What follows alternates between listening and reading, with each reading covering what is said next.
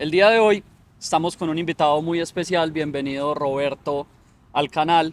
Eh, Roberto es filósofo, es docente actualmente en una institución educativa. eh, y bueno, no solamente es filósofo, sino también que es estudiado en filosofía y letras.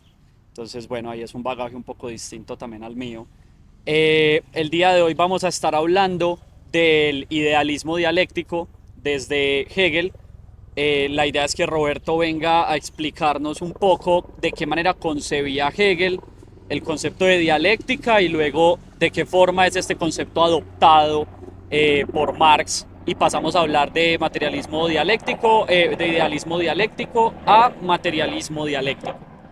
Entonces, bueno, Roberto, no sé si primero nos quisieras dar un poquito de contexto histórico, de pronto no todos aquí en el canal saben quién es Hegel, en qué época vivió, bueno, si nos puedes contar un poquito.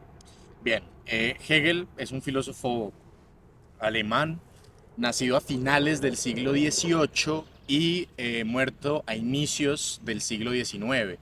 Él muere en 1830, en una época, claro, en Alemania bastante complicada, muy ajetreada por los movimientos políticos, revolucionarios y sociales que estaban aconteciendo. Pues digamos que para hablar de Hegel hay que remontarnos a la Revolución Francesa, por allá a finales del siglo XVIII, en 1789, cuando esa filosofía ilustrada, digamos que estalla en lo que sería la Revolución Francesa. La Revolución Francesa fue un acontecimiento donde los filósofos se dieron cuenta o interpretaron el hecho como si las ideas estuvieran empezando a gobernar el mundo. La filosofía ilustrada tenía la intención de hacer que la razón dominara todos los aspectos de la vida, ¿cierto? Y eso acontecía desde a mediados del siglo XVIII, desde 1750, 1760, con filósofos como Voltaire, como Montesquieu. eh, Ellos estaban tratando de, claro, a la luz de los acontecimientos científicos del siglo anterior, o sea, el siglo XVII, querían demostrarle a la filosofía y al mundo que la razón era aquella luz que podía iluminar la oscuridad de los pueblos, de lo místico, de lo religioso, que de alguna forma impedía el paso hacia la libertad. Entonces, la razón era la bandera, la batuta de esa guerra en contra del oscurantismo. Y cuando acontece la revolución, cuando por fin, eh, digamos que la razón logra, o parte de la razón logra gobernar la realidad política de Francia, estos filósofos quedan bastante contentos. El problema, bueno, esto ocurre en Francia y el problema es que claro, las consecuencias de la Revolución Francesa fueron una era del terror con Robespierre. Robespierre lleva sus máximas consecuencias a la radicalización de esos ideales revolucionarios, según los cuales él podía mandar a la guillotina literalmente a cualquier persona que dijera algo en contra de la revolución. Entonces ahí, por ejemplo, los ideales ilustrados se tergiversan un poco porque ya empiezan no a seguir las órdenes de la razón, sino a seguir las órdenes de un ideal, el ideal revolucionario. Eso en Francia. Resulta que la respuesta alemana de la ilustración es el romanticismo. Esto se sabe, pues, y es una de las tesis de Isaiah Berlin en un libro que se llama Las raíces del romanticismo, donde él explica que el romanticismo es esa respuesta cultural, filosófica, poética y literaria a los ideales de la ilustración que decían que la razón era la única herramienta capaz de llevarnos a la libertad. Claro, es que la ilustración asumía que eh, no solamente podíamos explicar el mundo en términos científicos a través de la razón, sino que además podíamos vivir mejor a través de la razón. Que los avances, digámoslo así, científicos podían llevarnos a una vida moralmente más buena. Okay. Eh, En cambio, los románticos asumieron que liderar la vida, o dejar que la vida sea liderada en manos de la razón, era castrarla. Era castrarla porque es como categorizar algo que por esencia, o sea, la vida es dinámica, natural, orgánica. Mientras que los ilustrados querían, digámoslo, categorizarla, el romántico quería asumir la vida en su integridad, en su totalidad. Entonces por eso los románticos tienen más experticia en la poesía, la literatura que los ilustrados. Hasta ahí es el contexto que es importante, porque el romanticismo fue un movimiento importante a inicios del siglo XIX. Hegel, digamos que se forma en el seno del romanticismo. Él estudia en la universidad con Schelling, que es otro filósofo idealista muy importante, y con Hölderlin, que es un poeta que además muere loco, pero él decía que la locura realmente radicaba es en la razón, que aquel que se consideraba racional realmente era un loco. Entonces él estudió con Hölderlin, con Schelling, en su juventud, pero en su madurez ya sí empezó a crear una revolución en el pensamiento filosófico que iba más allá de esa disputa o esa respuesta del romanticismo a la ilustración. Entonces Hegel nace como, digámoslo, en ese contexto. Ok. Y en este marco, entonces, ¿cómo entender la racionalidad para Hegel? Entendiendo que ya nos estamos distanciando de estos ideales ilustrados y pasamos a unos ideales distintos del romanticismo, donde de pronto hay un foco más también en las experiencias personales, en las vivencias particulares, y empezamos a buscar ampliar como los ámbitos del conocimiento mucho más allá de estos ámbitos ilustrados que eran como la ciencia y la filosofía más pura. ¿Cómo se debe entender esta transición del concepto de racionalidad desde los ilustrados, ya luego en Hegel, en el contexto del romanticismo? Bien, muy buena pregunta porque el concepto de razón para Hegel es fundamental. O sea, la filosofía de Hegel se agota en el concepto de razón. Eh, entonces es muy importante aclarar esa diferenciación, cómo se separa Hegel del concepto de razón en la ilustración. El concepto en la ilustración de razón es el siguiente. Tenemos que toda pregunta tiene una respuesta, primer principio. Y si no tiene respuesta, entonces realmente no es una pregunta. El segundo principio es que toda respuesta a cualquier pregunta es cognoscible mediante métodos científicos que a su vez son cognoscibles por otras personas. Y la tercera proposición o el tercer principio de la razón ilustrada es que todas las respuestas deben ser congruentes entre sí. O sea, el mundo es como una especie de rompecabezas. Una respuesta que no concuerde con otras respuestas tiene que ser revisada porque el mundo no puede ser desorganizado, no puede haber oposición dentro del mundo. Ese es el concepto de racionalidad en la ilustración.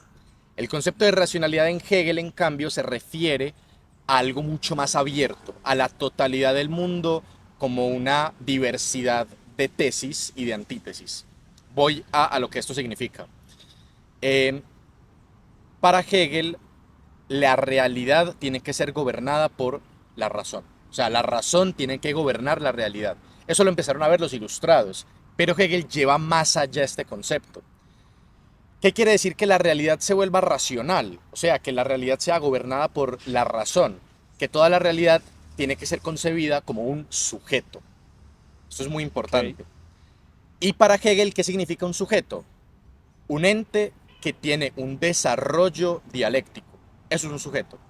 Y todo objeto del mundo debe llegar a ser un sujeto. El único sujeto que es consciente de ser sujeto, pues es el ser humano. Pero cada cosa del mundo tiene un desarrollo dialéctico y llegar a comprenderlo de forma racional es volver la realidad racional. Deja de haber una división entre sujeto y objeto y se empieza a comprender la totalidad. Eso es como el principio racional de Hegel. Ahora, esto suena muy abstracto, hay que desmenuzarlo. O sea, ¿qué Ujú. significa entonces que cada objeto del mundo tenga un desarrollo dialéctico? Ahí es donde entra, digamos, el concepto de dialéctica. Pero para entenderlo hay que entender diferentes conceptos de la terminología hegeliana, como es el de razón, ya lo acabamos de decir, pero el concepto de historia, de espíritu y de espíritu absoluto. Entonces, para Hegel, el espíritu, que es uno de los conceptos, a mi juicio, más difíciles de entender de Hegel, también uno de los conceptos peor explicados en los libros de filosofía, porque todo el mundo habla del espíritu, pero nadie te explica qué es el espíritu. Ajá. O sea, todo da el espíritu en Hegel, pero nunca te dicen qué es. Sí, uno supondrá que es el alma, que... Es que en la tradición espíritu viene desde Descartes y el espíritu para Descartes es la mente. De hecho, en francés todavía esprit significa la mente. Pero en Hegel tiene un significado más allá de la mente. Para Hegel el espíritu es la realización de la razón en la historia. Ojo, la realización de la razón en la historia. Entonces, dijimos que la razón, el objetivo de la filosofía es que la razón logre gobernar la realidad. Ujú. La historia es la lucha de todos los seres humanos en precisamente lograr que la razón gobierne la realidad. El tema es que no siempre hemos tenido la misma racionalidad. La racionalidad ha cambiado a lo largo de los siglos y a lo largo de la historia. Claro, la historia para Hegel, primero, no es un proceso lineal, sino que es un proceso, como los ilustrados pensaban que era progresivo. No, él no creía que era un concepto progresivo, sino que él pensaba que era un concepto eh, diverso, que se movía según cómo se iba moviendo la razón. Entonces, el espíritu es la realización de la razón en la historia. Voy a poner un ejemplo para explicar esto. Si quisiéramos entender cuál es el espíritu de los griegos, nos tenemos que remitir a sus producciones culturales. La ropa, o digamos, sí, la vestimenta, la literatura como objeto de estudio, las costumbres, la comida, todo ese conjunto de materializaciones te permiten explicar cuál es el espíritu de Grecia, en este caso. Porque los griegos y cualquier cultura lo que trata de hacer es poner unos ideales en el mundo cultural, en la práctica. Ok. Ese es el tema del espíritu. No hay, o sea, no podemos explicar las prácticas, las costumbres, los objetos, las producciones culturales sin remitirnos a esa razón que la cultura quería materializar o quería realizar en la historia. Eso es el ejemplo griego. Pero no nos podemos quedar con los objetos materiales, o sea, con objetos físicos. De hecho, el materialismo más adelante va a decir que no todo lo material es algo físico. Por ejemplo, en la edad, si quisiéramos, hay un libro muy bueno que se llama El queso y los gusanos de Carlo Ginzburg, que es un historiador que explica cuál es, digamos, el espíritu de la época, de cierta época medieval, analizando un juicio que se le hizo a un molinero, creo que es en el siglo XII, que creía, un campesino, que creía que el universo lo había creado un gusano en un queso, porque él en su casa veía que en un queso que se estaba pudriendo le crecían larvas y gusanos. Entonces él llegó a la conclusión de que el universo lo había creado un gusano en un queso. Los clérigos de la época se dieron cuenta de que este señor estaba creyendo esto, lo enjuiciaron y lo terminaron matando.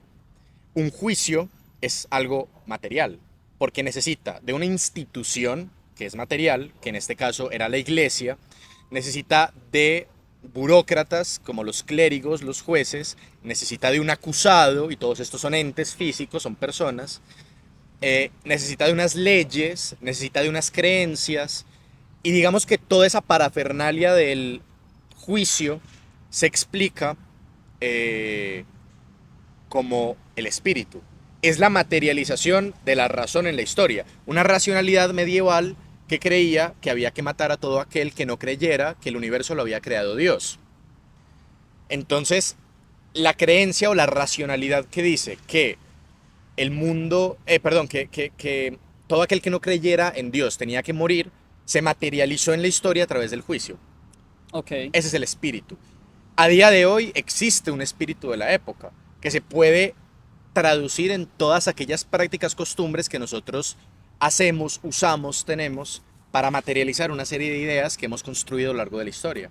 Ok, porque eso es algo que te iba a preguntar, o sea, o para Hegel, ¿cómo entender que una cultura tenga un espíritu o que una cultura tenga otro espíritu? O sea, ¿cómo entender el hecho de que la razón se manifieste en las diferentes culturas de diferentes maneras y lleguemos a distintos productos culturales, materiales, sociales, etcétera? ¿Cómo entender esto? Si estamos hablando de una misma razón o es un tema plural. Claro, es súper buena pregunta porque uno creería que la razón va siendo la misma y va cambiando pero para mejorarse o algo. Esto sucede es por la dialéctica. porque o sea, para Hegel, los procesos históricos se van dando en la forma tesis, antítesis y síntesis. Y no solo los procesos históricos, vamos a ver que todo el mundo se mueve en esa dinámica, pero ahorita lo vamos a explicar. Hegel decía, voy a poner el caso concreto que le tocó vivir a Hegel. Ok. Listo. Primero en términos históricos y luego en términos filosóficos. La Revolución Francesa es la antítesis, ojo, la antítesis es lo opuesto a lo que fue la monarquía, la monarquía absoluta. Ok. Entonces, primero fue la monarquía absoluta francesa, que fue derrocada, revolucionada, transformada por la revolución, por la primera república francesa, que contenía los ideales de la libertad, la igualdad y la fraternidad. Digamos que entonces ahí hay una tesis y una antítesis. ¿Cuál fue el problema de la antítesis? Lo que mencionamos al principio. Los ideales de la revolución terminaron comiéndose a sus propios hijos porque Robespierre empezó a guillotinar a todo aquel que dijera cualquier cosa en contra de la revolución, aunque eso fuera muy racional. Entonces, ¿cuál sería la síntesis para Hegel? La síntesis, que es lo que le tocó vivir, es la creación de la monarquía constitucional. Es la unión entre lo bueno, digamos, de la monarquía absoluta y lo bueno, digamos, de la revolución y la república. Se constituye una monarquía constitucional que sería o fungiría como la síntesis de ese proceso dialéctico, ¿cierto? Por eso Hegel creía que de alguna forma había llegado al espíritu absoluto, porque él estuvo tan extasiado que se hizo una paja filosófica muy tremenda y dijo, marica, llegamos al espíritu absoluto porque él veía una síntesis, o sea, él vivió una síntesis histórica y le interpretó como el fin de la historia. Bueno, eso es algo que creo que nos adelantamos un poquito al otro punto y es cada sociedad o cada cultura que va desarrollando su espíritu de manera a medida que la razón se va imponiendo en el espíritu de cada cultura mediante procesos dialécticos, Sí, ¿cierto?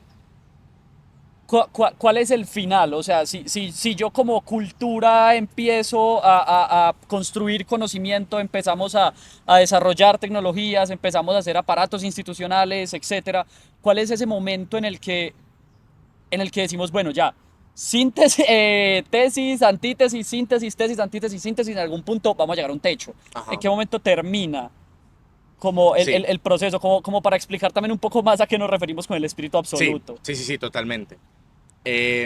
Claro, digamos que este ejemplo concreto que le tocó vivir a Hegel, eh, Hegel dice que se repite o es la forma histórica por excelencia. Es la forma histórica, ni siquiera por excelencia, por autonomacia. O sea, la dialéctica es la forma en la que el mundo se mueve. Y eso pasa desde los griegos hasta la época actual. Entonces, si la historia es el proceso a través del cual los seres humanos cada vez quieren volver la realidad más racional, o sea, el proceso en el cual los seres humanos quieren volver la realidad racional, el techo, o sea, el punto máximo, es lo que Hegel llamaba el espíritu absoluto. Bien, sabemos que es el espíritu, ya quedó Ujú. explicado, o sea, el espíritu es la realización de la razón en la historia. La historia. Lo que sucede es que hasta que el mundo no sea totalmente racional, no hemos llegado al espíritu absoluto. O sea, Y para Hegel hubo algún momento en el que efectivamente hayamos llegado al espíritu esa es absoluto. la paja filosófica que se hizo Hegel. Él Ajá. creyó que con Napoleón Bonaparte habían llegado al espíritu absoluto porque la realidad se había vuelto lo más racional posible. O sea, ya no había irracionalidad en el mundo. ¿Qué quiere decir que el espíritu absoluto? Que literalmente toda la razón logra gobernar todo el mundo. La realidad se ha vuelto totalmente racional. Eso es el Bu- espíritu absoluto. Y, Que, que eso para Hegel, eso porque se dio durante el gobierno de Napoleón Bonaparte. claro, Hegel, como vio esa síntesis, esa gran síntesis en términos históricos, él creyó que ese era, digamos, el espíritu absoluto. Él, de hecho, en alguna carta dice que vio, cuando, claro, las tropas de Napoleón fueron a Francia a invadir perdón, Las tropas de Napoleón fueron a Alemania a invadir las tierras alemanas. Alemania a inicios del siglo XIX todavía era un feudo, era el último vestigio del Sacro Imperio Romano, germánico. Entonces era una nación muy desorganizada, una nación feudal prácticamente, y llega Napoleón Bonaparte a invadir esas tierras, a imponer su monarquía constitucional, y de esa forma es que Alemania logra despegar un poquito, y Hegel lo ve como el espíritu absoluto. O sea, Hegel lo ve como llegó la racionalidad a gobernar el mundo. Ok. Entonces él llega a decir que él ve en esa invasión de Napoleón que está el espíritu absoluto montado en un caballo, en esa de las cartas que acabo de decir, que él literalmente lo dice. Eh, entonces, eso en términos históricos. En términos filosóficos pasó lo siguiente. Tenemos la tesis que es la Ilustración, Ujú. como marco filosófico de la Revolución Francesa. Esa tesis contiene todos esos enunciados que acabo de pues, que mencioné al principio, de la razón como la iluminación, la bandera de guerra contra la religión, el misticismo, etc. Ujú. Tenemos el romanticismo como antítesis. Dice todo lo contrario, que antes para vivir bien tenemos que hacerle caso a nuestros instintos más dinámicos, espontáneos y carnales, no tanto a la razón. Entonces él dice, o sea, claro, ahí tenemos lo opuesto.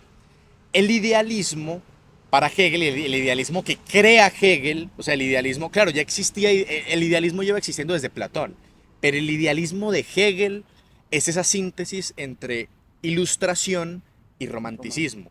¿Por qué? La ilustración quiere encasillarlo todo. La ilustración quiere universalizar cada uno de los conocimientos. Vean que para la ilustración el mundo es un rompecabezas. No Ajá, puede haber, todo tiene que encajar. todo tiene que encajar, no puede haber ni esto de contradicción. El romanticismo, en cambio, es todo contradicción.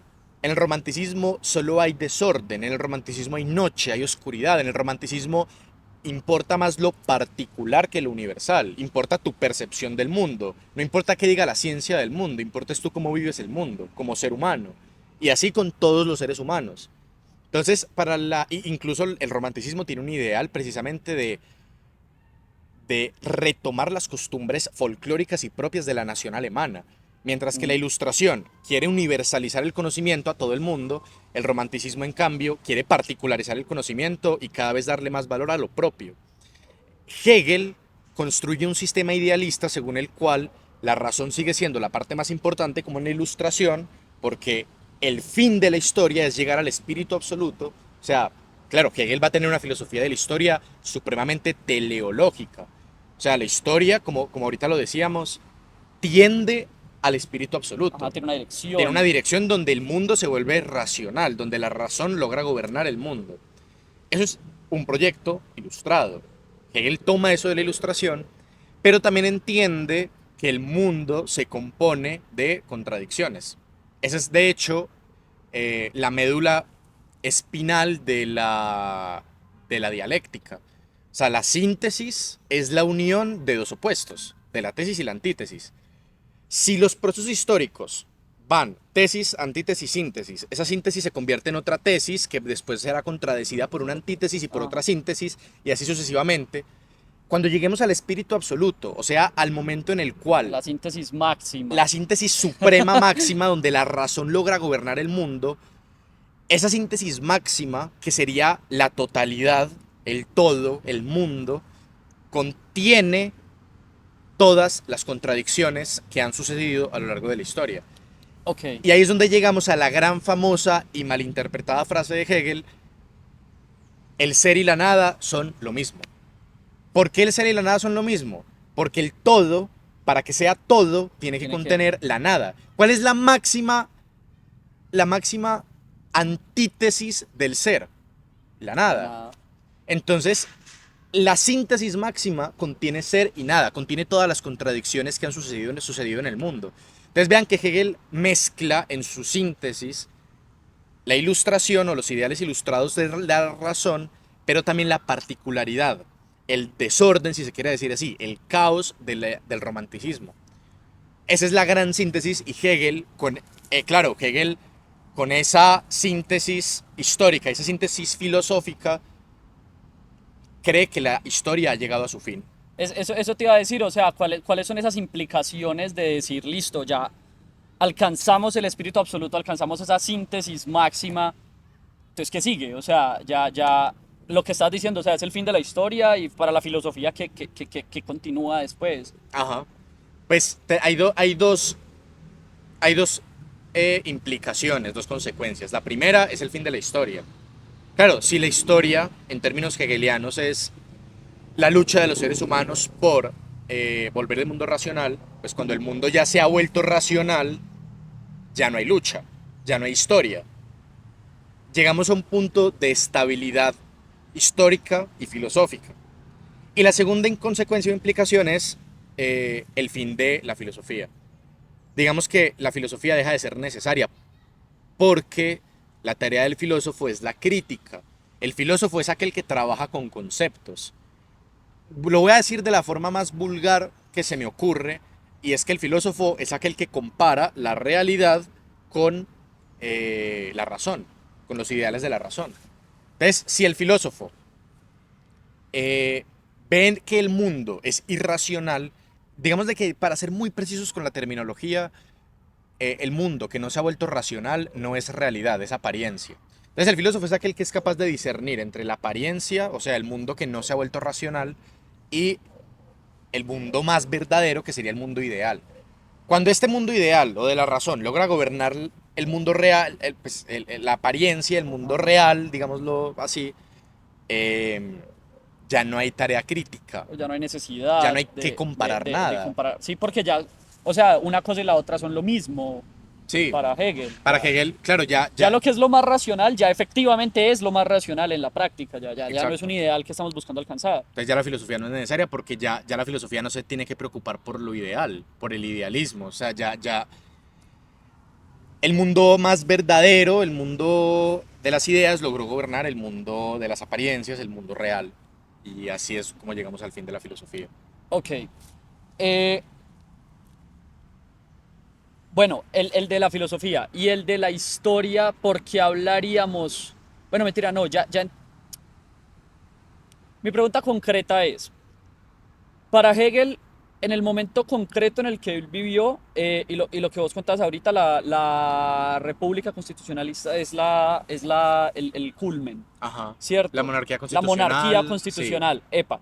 Si para Hegel la monarquía constitucional francesa ya fue el culmen de la historia, ¿cómo entender eso? O sea, para Hegel los procesos que se iban a dar después de haber alcanzado eso, porque pues supongo que igual Hegel no iba a ignorar que el mundo no iba a dejar de existir cuando él muriera o después de que la monarquía constitucional se haya instaurado. ¿Qué es lo que sigue después? Después de que ya reconocemos, listo, llegamos a este punto en el que alcanzamos la síntesis máxima, alcanzamos el espíritu absoluto, este estado en el que la razón ya se impuso sobre el mundo, por decirlo de alguna manera.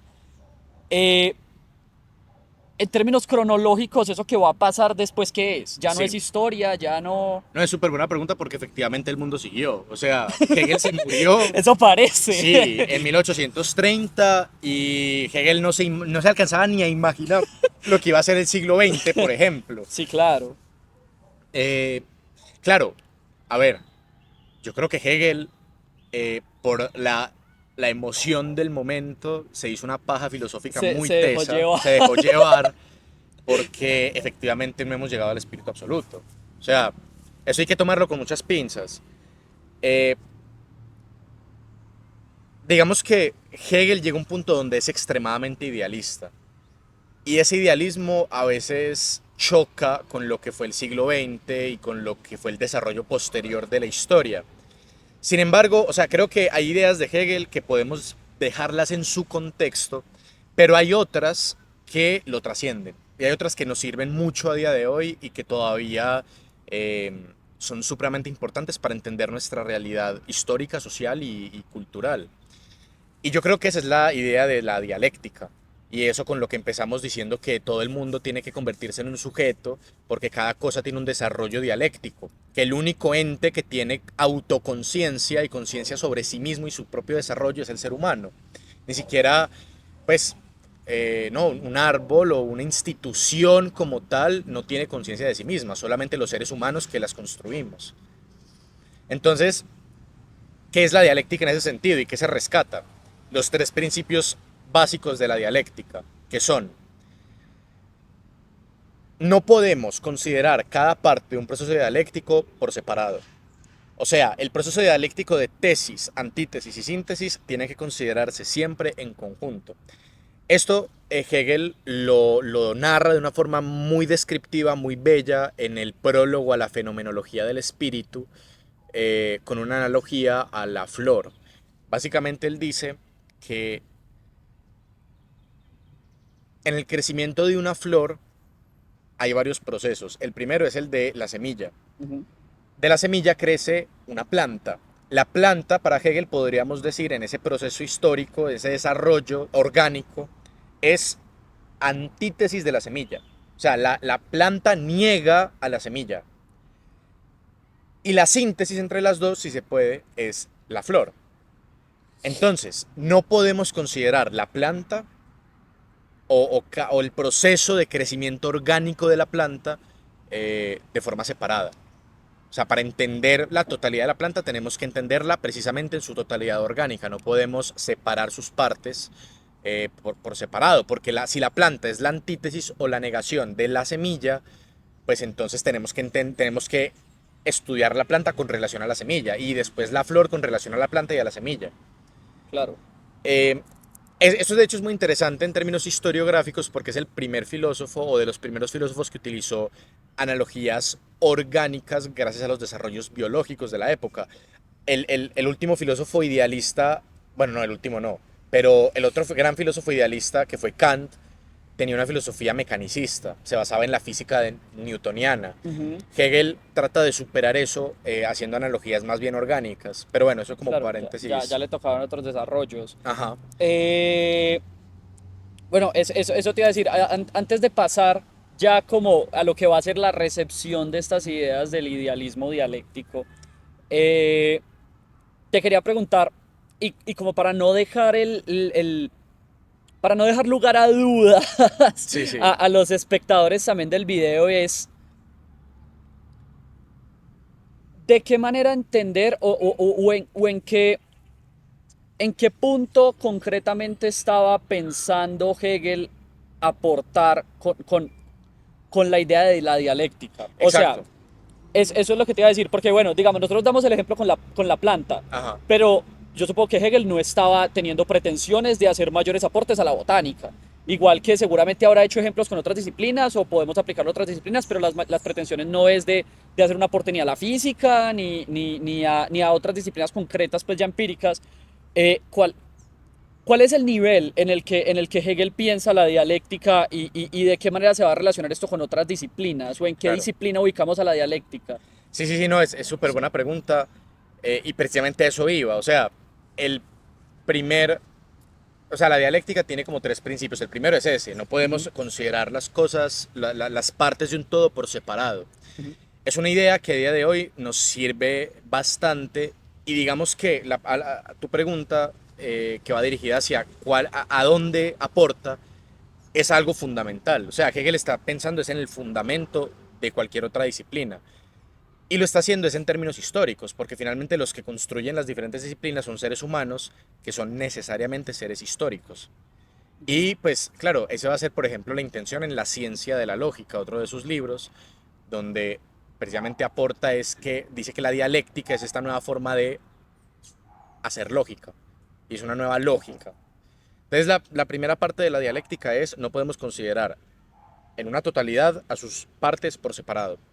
La segunda es que eh, cada ente o cada objeto, cada sujeto es la suma de todo lo que le aconteció en el pasado. Eso nos sucede a nosotros y un ejemplo muy normal puede ser como, claro, para yo estar aquí hablando de esto, tuve que pasar por muchas cosas. Eh, no solo biológicas, que hacen parte de mi desarrollo como ser histórico, sino también intelectuales, afectivas, o sea, Lo que soy yo ahora es la suma de todo lo que me pasó en el pasado, valga la redundancia. Y la tercera parte de la dialéctica está relacionada es con ya no tanto la suma del pasado, sino cómo esa suma del pasado va marcando el ritmo del futuro. Claro, yo no puedo pretender, por ejemplo, tocar música. Supongamos que llevo tocando un instrumento 3 meses. No puedo pretender tocar ese instrumento como si llevara estudiándolo 10 años. Porque la suma de lo que me ha sucedido en el pasado va marcando de alguna forma el ritmo de lo que va a acontecer en el futuro. Ese es el caso, por ejemplo, de las naciones. Yo no le puedo pedir a una nación, voy a poner el caso aquí de Colombia, que tenga unos procesos, por ejemplo, democráticos de paz y justicia, como los tiene una nación como lo es, por ejemplo, Suecia, cuando el desarrollo histórico de ambas naciones ha sido completamente diferente. Claro. Entonces, digamos que esas tres ideas, o sea, la idea de dialéctica y cómo se va moviendo cada institución, cada ser humano, cada objeto, es una idea muy potente a día de hoy eh, y que nos sirve mucho para analizarlo como la realidad social. Ok, ok. Sí, me parece muy interesante porque igual creo que es como el llamado que hace Hegel, que igual deja para las ciencias sociales a futuro y es también relacionado con lo que hablábamos al inicio de la fijación en lo contextual y en lo particular, es para el investigador social es fundamentalísimo entrar a conocer todos los antecedentes del fenómeno social que estamos investigando, y no solamente para los filósofos, sino también para cualquier otra disciplina, es tenemos que entender todos estos antecedentes, todo lo que ha pasado detrás que permiten que estemos en el punto en el que estamos hoy. Y me parece que también pues, es un llamado interesante por eso. Exacto. Eh, Porque ya no es acercarnos desde esos principios generalizados a ver cómo el contexto que estamos estudiando cuadra con estos principios generales que tenemos, sino que es entrar a ver cuáles son las lógicas y cuál es la racionalidad de cada uno de los contextos en los que estamos intentando entender. Entonces, me parece muy chévere por esto. Y vuelvo ahora sí a la otra pregunta y es, ahora esto qué tiene que ver con Marx. O sea, ¿por qué empezamos hablando del paso del idealismo dialéctico al materialismo dialéctico? Ya tenemos este concepto en Hegel, ahora qué sigue. Sí, muy bien. Pues o sea, antes de pasar a eso, solo quería, frente a lo que acabas de decir, agregar una última cosa. Y es que, claro, para Hegel y para la dialéctica, eh, la verdad, claro, va a diferenciarse de la lógica aristotélica y de otras lógicas, porque la verdad es la suma de otras verdades y falsedades. O sea, la falsedad, por ejemplo, puede ser un momento de la verdad en otro momento, en otro caso. Y esto aplica para el análisis de diferentes realidades sociales. Lo que fue falso para una sociedad puede ser el paso para otra verdad. O sea, Claro. es una forma de entender el desarrollo histórico, social, contextualizado, particularizado, como lo acabas de mencionar, y creo que eso es muy valioso. Ahora sí, ¿esto qué tiene que ver con Marx? Con el materialismo dialéctico. Marx, sin entrar en mucho detalle tampoco, eh, básicamente le dio la vuelta a la dialéctica de Hegel. Marx va a seguir considerando que la dialéctica, como lo acabamos de mencionar, es una idea supremamente potente, fértil, y le va a servir para explicar diferentes fenómenos sociales y va a servir de fundamento al marxismo. La dialéctica va a ser el fundamento filosófico del marxismo. El tema es que, claro, en el idealismo dialéctico, como de pronto ya lo has podido intuir, lo que va primero es la idea y después el mundo. O Ujú. sea, el desarrollo histórico se va dando es porque va cambiando la razón. Claro, si la historia es la lucha por volver el mundo racional, primero cambia la racionalidad y después cambia el mundo, Claro. ¿cierto? O sea, el paso de la ilustración al romanticismo no se da porque se dan las condiciones materiales necesarias, pues según Hegel, para que surge el romanticismo, sino porque la mentalidad, la racionalidad de los alemanes cambió y por lo tanto cambió la historia.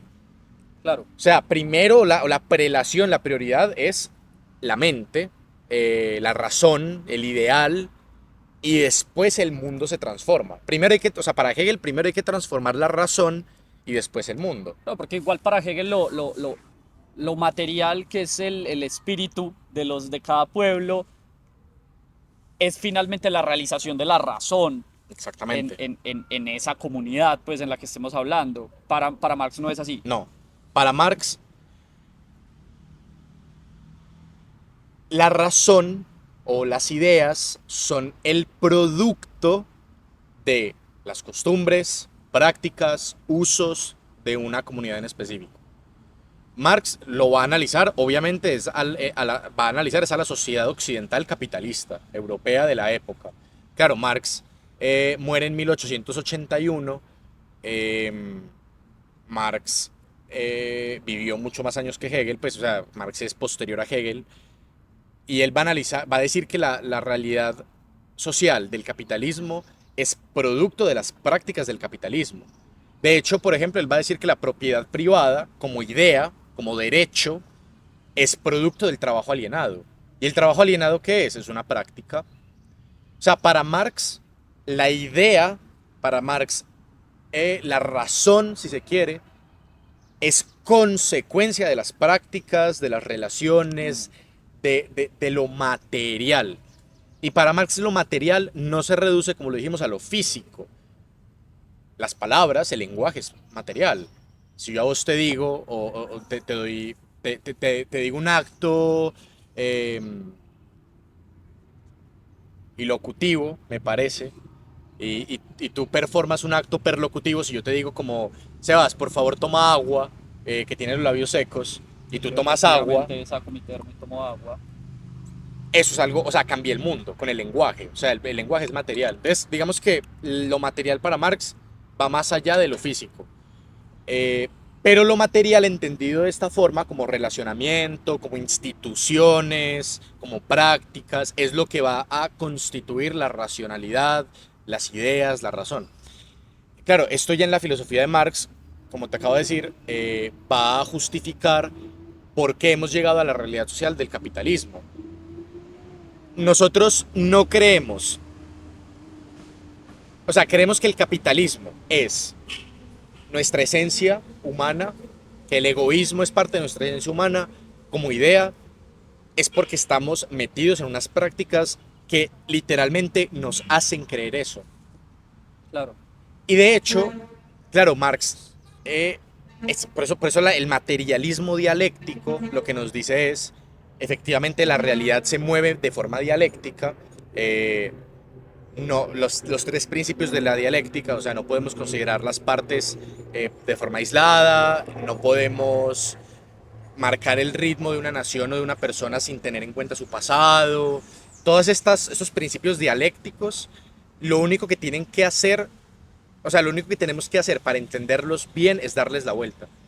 Es entender que ese movimiento dialéctico no se da con la idea a la cabeza, sino con la práctica a la cabeza. Y eso qué implica, o sea, si en el idealismo dialéctico hablábamos de un proceso dialéctico en el cual estamos apuntando al espíritu absoluto, en el Ajá. cual estamos llegando al espíritu absoluto, pero porque es la razón la que nos está impulsando a los cambios materiales necesarios para llegar hasta ese estado en el que la racionalidad ya se expanda, pues, o haya permeado todos los ámbitos. ¿Cómo entenderlo en un contexto materialista? En el sentido en el que la razón es producto de nuestras prácticas y no al revés. eh, Seguiría habiendo un fin, seguiría habiendo un culmen del proceso dialéctico como lo pensábamos en los términos idealistas, o en este caso ya no. No, es muy buena pregunta. De hecho, Jesús Maestro, por ejemplo, dice que no hay nada más idealista que el marxismo. Podríamos decir que el espíritu absoluto de Marx es el comunismo. Podríamos decir, si nos fuéramos por esa interpretación. Yo intenté no insinuarlo en la pregunta. Pero pongámoslo en estos términos. Marx cree que la esencia humana es el trabajo. Mm, El trabajo entendido como transformación de la naturaleza. Eh, entonces vean que la esencia humana radica es en la práctica. Y esa práctica, esa transformación de la naturaleza es lo que le da sentido a nuestra vida. Marx cree que la forma, o sea, nosotros tenemos que tener una relación de bienestar, digámoslo así, con el trabajo. Eh, digamos que ese ideal o eso a lo que tiene que tender la historia, porque Marx va a tener un pensamiento teleológico sobre la historia. Esto lo critica, de hecho, mucho John Elster en un libro que se llama Introducción al Marxismo. Perdón, Introducción a Karl Marx. Claro, el ideal o lo que tenemos que apuntar es al desarrollo pleno de todas nuestras facultades. O sea, Marx en los Grundrisse, en los manuscritos del 44, dice que el objetivo de la filosofía y la historia es lograr que los seres humanos tengan un desarrollo pleno de todas sus facultades, que puedan trabajar de forma no alienada. Eh, y la práctica, incluso política, sobre todo política, tiene que estar guiada bajo ese ideal, bajo ese objetivo. Pero ¿cómo vamos a llegar a ese objetivo? No cambiando nuestra mentalidad, sino cambiando las condiciones materiales. Y por eso entra en juego lo que sería la práctica política, la práctica revolucionaria. Porque es la forma que tenían los marxistas de transformar el mundo, precisamente, no interpretarlo. Esto lo dice Marx, en las tesis sobre Feuerbach. Él dice, los filósofos se han dedicado a interpretar el mundo, lo que se trata es de transformarlo. Claro, él dice, es que no tenemos que estar cambiando la racionalidad, no tenemos que estar interpretando el mundo, tenemos que buscar es transformarlo. O sea, Marx dice, si las ideas se cambian a través de la transformación material del mundo, para luego cambiar efectivamente la idea, pues tenemos que bregar a transformar el mundo. En términos prácticos, en términos reales, materiales.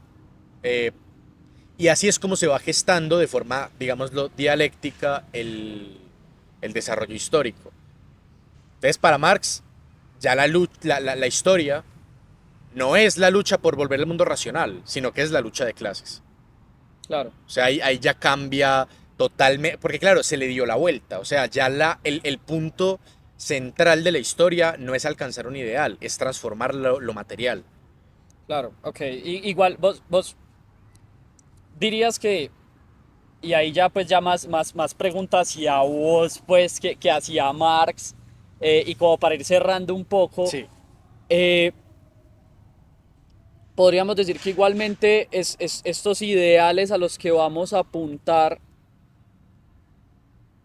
en cada periodo histórico igual pueden variar según las condiciones materiales del momento en el que estamos hablando. O sea, decimos para Marx los ideales eran unos, pero porque las condiciones materiales de la época eran otras. Para nosotros nuestros ideales pueden ser distintos porque las condiciones materiales de nuestra época son otras. O ¿qué dirías? Pues para responder a la pregunta, inevitablemente te voy a responder primero desde Marx. O sea, Ajá, Marx, ¿qué pensaba de eso? ajá, Y es una crítica que le hace John Elster. Marx sí va a pensar que el desarrollo de la historia va a terminar en el comunismo. Eh, porque las condiciones materiales del capitalismo van a acelerar el proceso de acumulación de riqueza de tal forma que los trabajos más penosos, si se quiere, van a abolirse y podremos llegar a un punto en el cual los medios de producción no se basen en la propiedad privada, que es consecuencia del trabajo alienado, sino que se basen precisamente en el trabajo no alienado. O sea, en el trabajo que es, eh, digámoslo, condición esencial para el disfrute de la vida. Y ese sería como el objetivo del comunismo. Eh, y ese es el ideal máximo. Al menos de la sociedad europea, para Marx, eh, ese ideal no va a cambiar. ok. Ese es el ideal. Es de hecho el último estadio de la historia.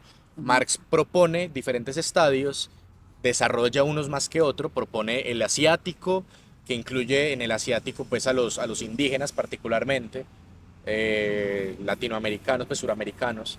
El modelo esclavista, propone el modelo feudal y el modelo capitalista. El último modelo, que ni siquiera es un modelo, sino más bien un estado, sería el estado comunista. En todo caso, o sea, esas son diferentes ideales según las condiciones materiales que han existido a lo largo de la historia. El asiático, el esclavista, el feudal y el capitalista. El comunista sería el culme, el máximo. Ya no habrían más ideales.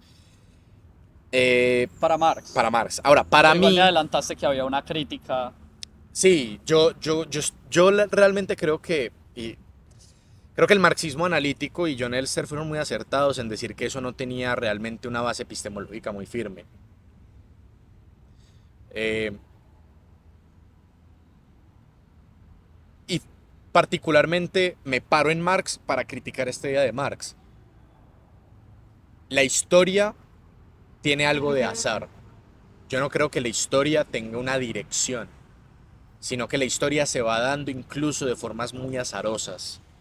Por lo tanto, creo que dependiendo de los momentos históricos, y entiendo momentos históricos como momentos materiales, o sea, donde hay ciertas condiciones materiales, pues van a haber ciertas ideas y van a haber ciertos objetivos y ciertas metas que pueden ir cambiando a medida que vayan cambiando las condiciones materiales.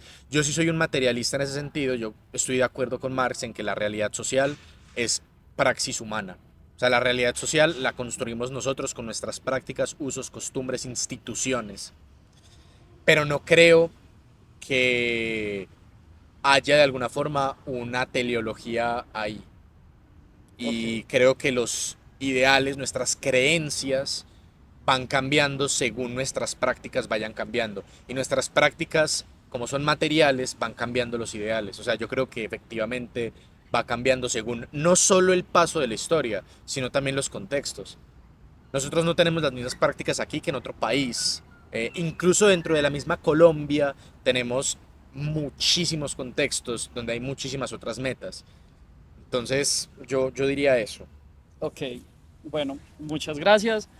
Gracias a los que nos están viendo. Gracias Roberto por haber aceptado la invitación a aparecer aquí en el canal. Eh, Espero les haya gustado. Es un formato un poco distinto a lo que hemos venido haciendo, pero bueno, igual irán viendo contenido como muy variado, igual todo relacionado con filosofía de alguna u otra manera. Nos vemos en la próxima ocasión. Gracias, Sebas.